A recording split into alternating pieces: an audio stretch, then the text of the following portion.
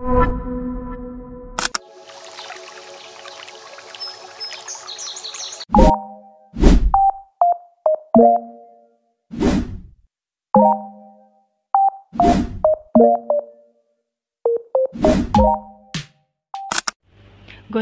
Gojek adalah perusahaan teknologi asal Indonesia yang beroperasi sebagai bagian dari PT Goto, Gojek Tokopedia Tbk. Perusahaan ini didirikan pada tanggal 13 Oktober 2010 oleh Nadiem Makarim, Kevin Alwi, dan Michael Angelo Moran.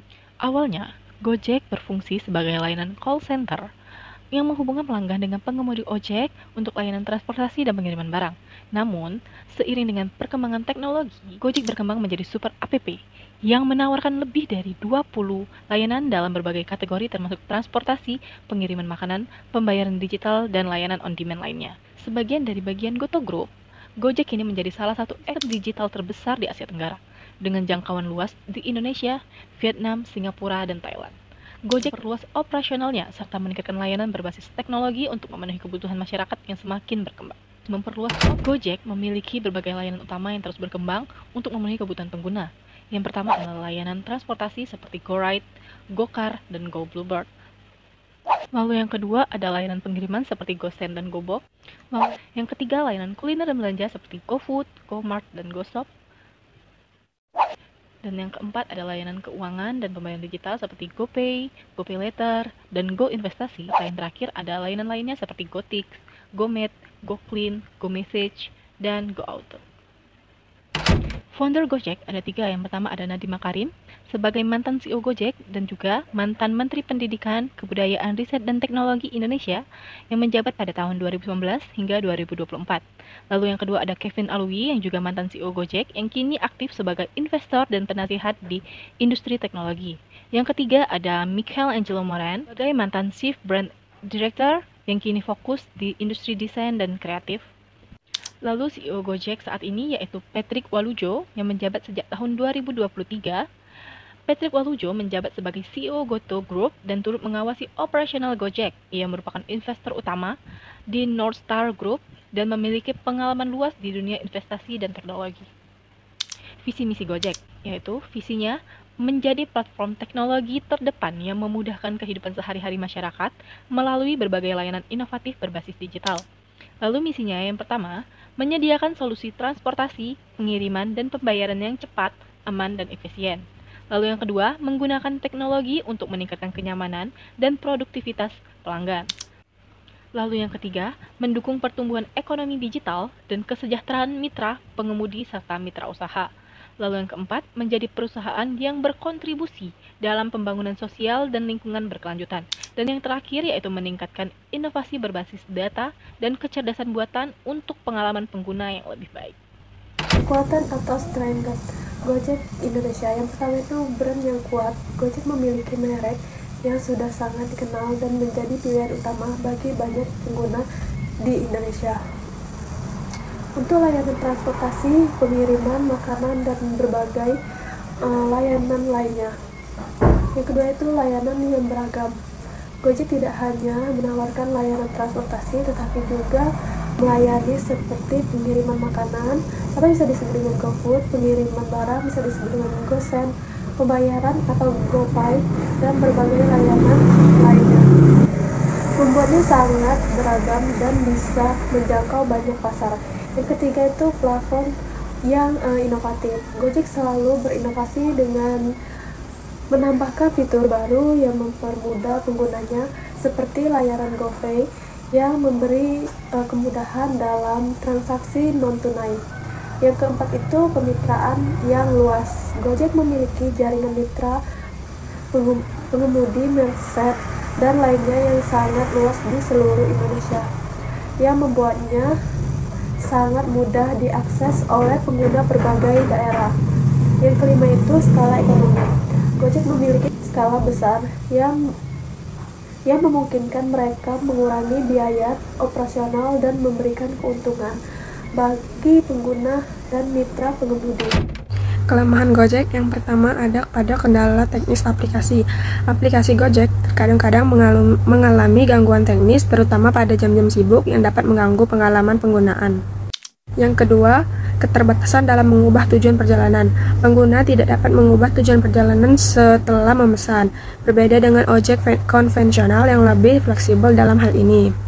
Yang ketiga, keamanan data pribadi. Pengguna diwajibkan untuk memasukkan informasi pribadi saat mendaftar dan ada kekhawatiran mengenai keamanan data tersebut. Kasus kebocoran data pengguna juga pernah terjadi. Yang keempat, kualitas driver yang beragam. Tidak semua pengemudi memiliki pengalaman atau pengetahuan yang cukup tentang jalanan, yang dapat mengakibatkan perjalanan menjadi lebih lama dan tidak efisien. Yang kelima, sistem penilaian yang tidak transparan. Pengemudi seringkali merasa tidak puas dengan sistem penilaian yang diterapkan oleh Gojek, dan ada kekhawatiran bahwa penilaian tersebut tidak selalu mencerminkan kinerja mereka secara akurat. Yang keenam, tingkat kemacetan yang meningkat. Keberadaan Gojek online seperti Gojek dapat berkontribusi pada kemacetan lalu lintas, dibandingkan dengan upaya pemerintah untuk mengurangi kemacetan melalui transportasi umum.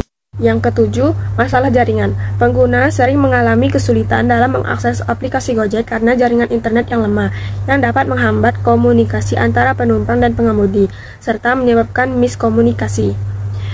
Saya akan menjelaskan tentang peluang Gojek. Peluang Gojek dapat dilihat dari berbagai aspek, baik dari sisi bisnis, pasar maupun teknologi. Berikut adalah beberapa faktor yang menjelaskan peluang Gojek di Indonesia dan pasar internasional. Yang pertama, peluang di pasar transportasi dan logistik. Tingginya permintaan layanan transportasi online, mobilitas masyarakat yang tinggi terutama di kota besar, menciptakan kebutuhan akan transportasi yang cepat dan mudah diakses. Selanjutnya, ekspansi layanan logistik. Dengan meningkatnya e-commerce, layanan seperti GoSend dan GoBox memiliki prospek cerah dalam pengiriman barang. Yang kedua, peluang di sektor keuangan digital payment. GoPay dan Fintech, adopsi pembayaran digital yang terus meningkat membuka peluang bagi GoPay untuk berkembang termasuk dalam layanan kredit dan investasi. Selanjutnya, inklusi keuangan. Gojek dapat menjangkau masyarakat yang belum memiliki akses perbankan dengan produk keuangan digital. Yang ketiga, peluang di sektor kuliner dan layanan on demand. GoFood sebagai pemimpin pasar pelayanan pesan antar makanan terus berkembang, terutama sejak pandemi karena perubahan kebiasaan konsumsi masyarakat. Selanjutnya, GoMart atau GoShop. Layanan ini mempermudah belanja kebutuhan harian tanpa harus keluar rumah. Yang keempat, peluang ekspansi dan kemitraan. Ekspansi regional, Gojek telah memperluas layanan ke negara-negara seperti Vietnam, Thailand melalui brand Gojek. Yang selanjutnya, kolaborasi dengan Tokopedia atau GoTo Group. Sinergi ini memperkuat posisi Gojek dalam e-commerce, fintech, dan logistik.